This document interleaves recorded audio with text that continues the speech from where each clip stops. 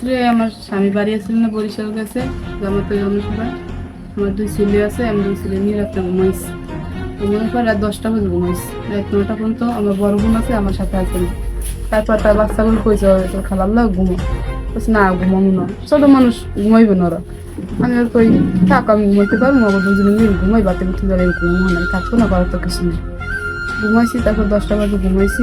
ঘুমানোর পর রাতে 1টা বাজে ঘরে রয়েছে দিয়ে জানলা মনে বাইরে ঢুকছে না কীভাবে ঢুকছে এটা তো আমি বলতে পারিনি। এটা দেখলে আমি লক করতাম, দেখি নেই, কিন্তু বাতি জ্বালাই নিয়েছিল, বাতি নিবানোর চেষ্টা করছে নাকি কইতে পারি না, বাতি নিবাইতে পারে না।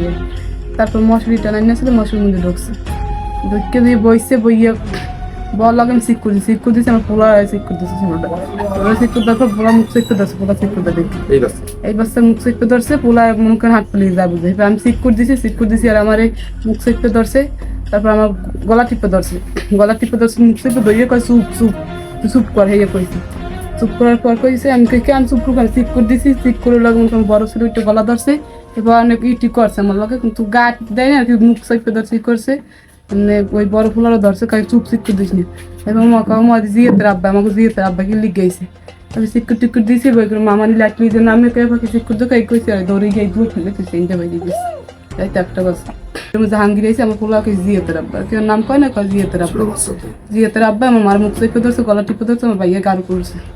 1টা বাজে আর কি গড়তে টড়ছে, 1টা 6 বাজে ওরা আমার ঘরে আইসে। আমরা 1টা 2 বা 3 এর মধ্যে ঢুকছে, আমার হাতে ফোন ছিল না, কিন্তু ওরা যে সময় দেয় কয় 1টা 6 বাজে। মানে রাত্র আনুমানিক আমার বড় ছেলে মানে তুমি দেখছো কি হয়েছে ওই দিন রাত্রে? কি হয়েছে বলো তো? হ্যাঁ জাহাঙ্গীর কাকা কার মুখ চেপে ধরছে? তোমার মায়ের? আচ্ছা আমি ছিলাম আচ্ছা, আপনি মানে বরিশাল আমি জনসভায় গেছি, জনসভা থেকে আমার আম্মু ঢাকা থাকে, যেমন আইসো তাহলে আমার একটু দেখা করি। আমি এই জন্য আমার আম্মু দিয়ে গেছি। ও আবার রাতে আমাদের ফোনও দিচ্ছে, এই আসাম জাহাঙ্গীর আমাদের ফোনও দিচ্ছে, বললাম আমার ভালো সম্পর্ক, ওর সাথে আমার সাথে ভালো সম্পর্ক। আপনার ফোন দিয়েছিল কখন? আমার ফোন দিয়েছে যে আপনার 7:50, মানে ওই দিন সন্ধ্যা 7:50। আচ্ছা, যেদিন ঘটনা ঘটছে ওই মানে আর বরিশাল থেকে বাড়ি আসার কথা আমার। তাই ও আমার কয় কিরে কই তুই আইসো? আমি কই না আমি তো বরিশাল আইছি, তাই আমার ফোন দিছে, তাই এখন আমি ঢাকা যাইতেছি, তাই আমি কত দূর গেছি? আমি কই পদ্মা সেতুতে উঠছি, এই তাই আবি কবে? আমি কই 2 দিন পর ছাড়া আমি আমু না, মাঠে যখন যাবো তো 2 দিন ঘুরে ফিরে আমি দেখতে গেলাম। আচ্ছা ঠিক আছে। আর আমি যা যা কইছি এগুলো আমার লাগে লই গেছে, ও আমান তো কইছে আমারে 5 কেজি আম, এবার কাঁকড়া ধরার রড, এবার জুতা, এগুলো ও আমার আনতে কইছে। কাঁকড়া আবার আমারে দেয়, মানে বেশি পাইলে কলাপার সালাম দেয়, কম পাইলে আমার দেয়। হ্যাঁ আমি আবার কিনি। এই পরে রাত্রে 1টা বাজে তো আমার এই ওয়াইফ ফোন দিয়ে, মানে ও এমন বেলে আমার ফোন দিয়েছে, মানে ও কি কইছে আমি কথাই বুঝি না। ও মানে ও শরীরটা শত করে কাঁপছে। মানে ওই ঘটনার পরে আপনাকে ফোন দিয়েছিল রাত্র 1টার দিকে? হ্যাঁ 1টার দিকে। শুনে আমি কথা বলতে পারিনি, ওই পাশে মামা নিয়ে বলে আমরা দৌড়ে আইছি, মানে মামার সাথে কথা। আচ্ছা, আপনার নাম কি? আমার নাম সোহাগ আপন। বাচ্চার মুখ চেপে ধরছিল আপনার এই ছোট বাচ্চা? এই ছোট বাচ্চা সমস্ত নাক মুখ লাল হয়ে গেছে, যারা আছে রক্ত উঠতে গেছে আমাদের সামনে দেখছি। ওই এই বাচ্চারা সিট করে দিছে, এই বাচ্চারা মুখ চেপে ধরছে, আমি আর সিট করে দিছি, আমার বাচ্চার মুখ চেপে ধরছে। ও তো ভাবছে যে আমার বাচ্চা মারিয়ে লইতেছে। আমি এমন একটা পালা দেখে যদি আমার স্ত্রী মারিয়ে লইতো, আমার সন্তান মারিয়ে লইতো, হয়তো বলতো যে ও মারিয়ে ঢাকা পলাই গেছে গিয়া, এরকম কিছু ওরা করতো। মারা যেতাম বা আমি হাত ফুল করে যদি মারা যেতাম, বাচ্চা এই বাচ্চাটা বোঝে না। এই বাচ্চারা কালকে সন্ধ্যাকালে ডরাইছে, নামতার না যে আজকে রাতে আমার এই বাচ্চা ঘুমাইছে না, আমি রাতে ঘুমাইতে পারিনি বাচ্চা লেগে। বাচ্চা প্রথম পর্ব কাজ করো ঠিক আছে, প্রথম পর্ব বাচ্চা লাভাই ওরে, প্রথম পর্ব লাভ হয়ে ওরে।